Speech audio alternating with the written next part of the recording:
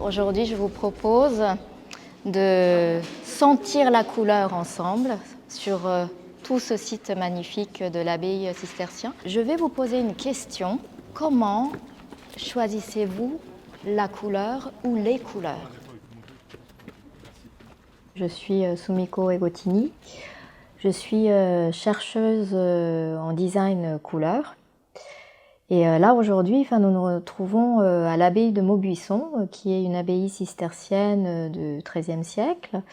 Et je suis invitée à développer un projet de médiation chromatique qui est complètement inscrite dans ma recherche sur la couleur que j'ai commencée en 2011. À la fois une formation de Color Coordinator qui existe au Japon, qui est une licence délivrée par la Chambre de commerce de Tokyo, et aussi pour suivre les pas de mon grand-père qui était coloriste au Japon. Je vais vous proposer d'être en contact, on va dire, avec la matière première de ce bâtiment. Ça, c'est de la laine. Voilà, et la laine non teinte. Les moines cisterciens avaient la réputation, avaient un surnom plutôt, de moines blancs.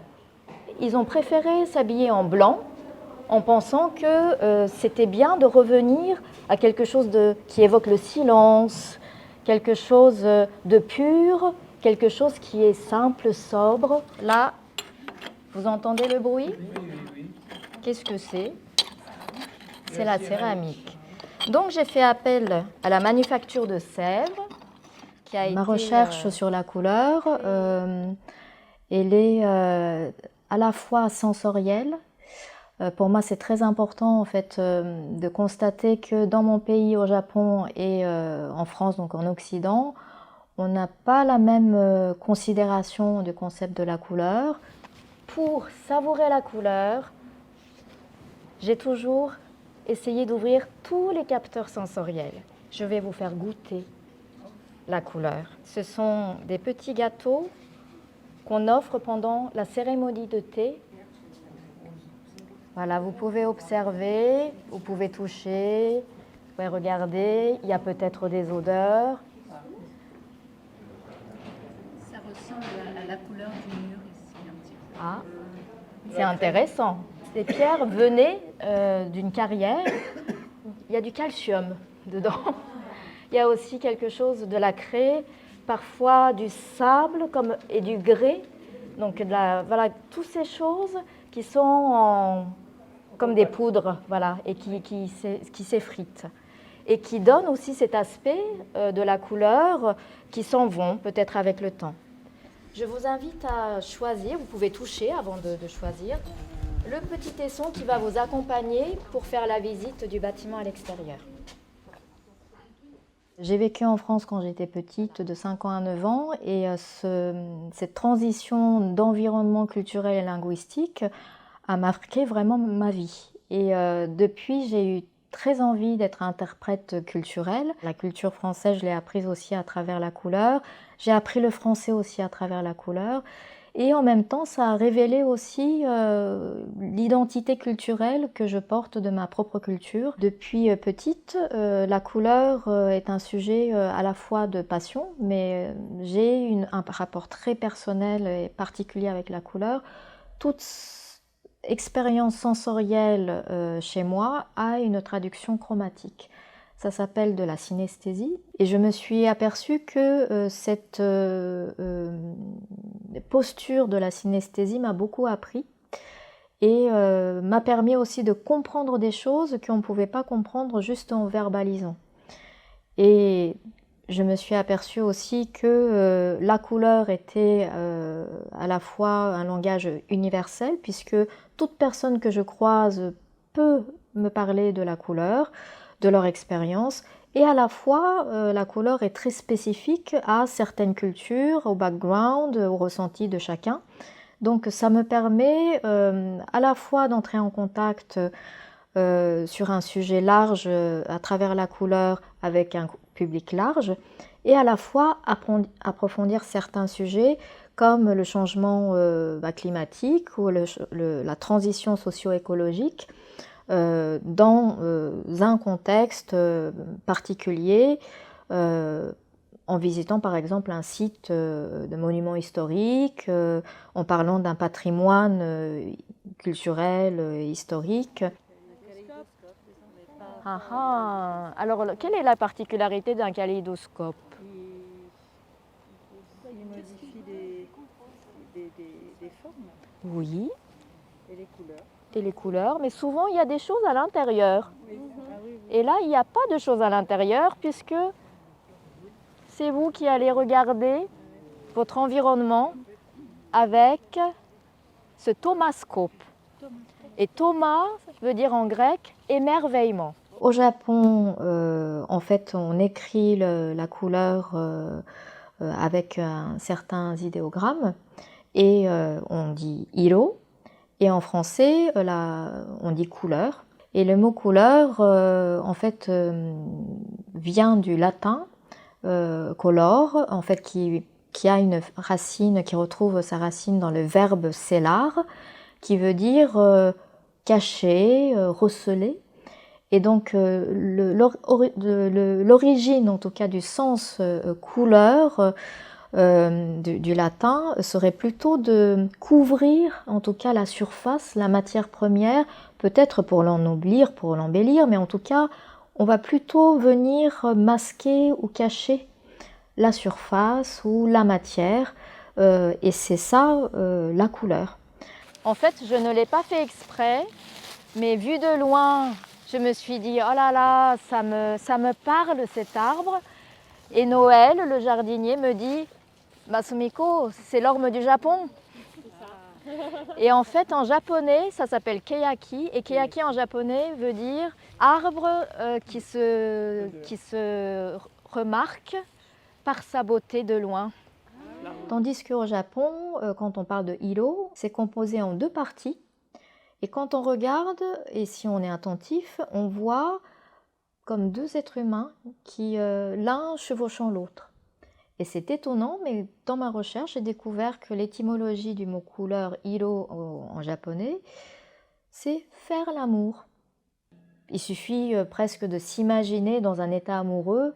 En fait, on va observer la personne vraiment de façon très minutieuse. Le moindre petit détail qui nous stimule est important.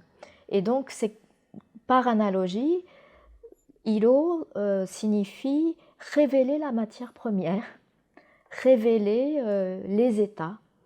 Donc, c'est très différent du mot couleur, comme je viens de l'expliquer. On parle volontiers de 24 saisons et volontiers de 72 saisons.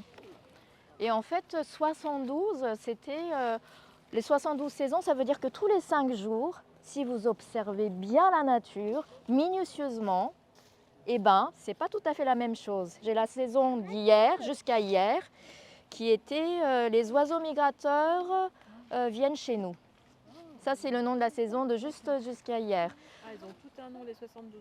Oui, et les 72 saisons, on les avait importées au Japon comme outil d'agriculture en fait. Et là, je vous amène jusqu'à 8e, 12e siècle, au temps des princes et des princesses au Japon.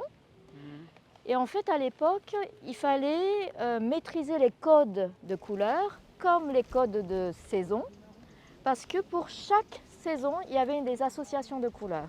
Il y en avait plusieurs. En tant que chercheuse, j'ai un protocole qui est la médiation chromatique. Alors au départ, c'était vraiment une commande du musée Guimet. Pendant 5 ans, j'ai développé en partenariat et en collaboration surtout avec une personne spécialisée en médiation dans le musée, le protocole qui s'appelle toujours sensation-soustraction. C'est un protocole c'est un dispositif, la médiation chromatique, qui est composé de 2 principes. Donc il y a d'une part un scénario ou des chapitres qui sont des exercices de sensibilisation à la manipulation de la couleur, Ce sont des exercices très concrets qui sont liés aussi à notre perception. Et l'autre côté, c'est vraiment la partie poreuse que je co-construis avec les lieux, les personnes qui m'invitent pour qui ont besoin d'un accompagnement en médiation chromatique. Et tout ce partage va permettre de nourrir ma recherche et va me permettre d'aller plus loin dans la compréhension aussi des textes plus anciens.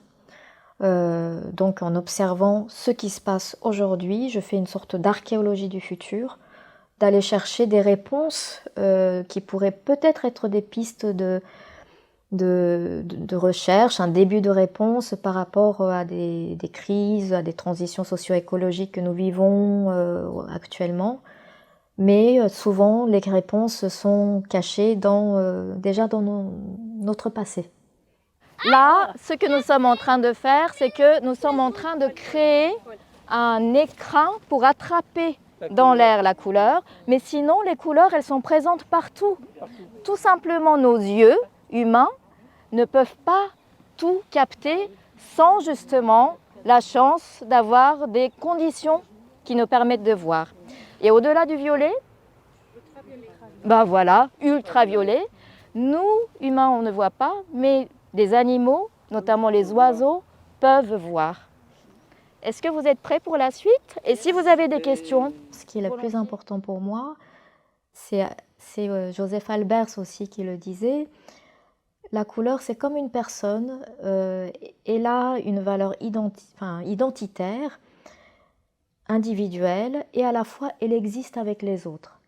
Elle n'existe jamais de façon isolée, mais elle existe toujours en harmonie avec son environnement. Et je pense que c'est cet aspect de la couleur, à la fois un savoir-faire, mais le savoir-être non dissociable qui m'intéresse beaucoup à partager avec les autres pour essayer de traverser cette période de transition socio-écologique qui est si importante et qui est si présente aujourd'hui.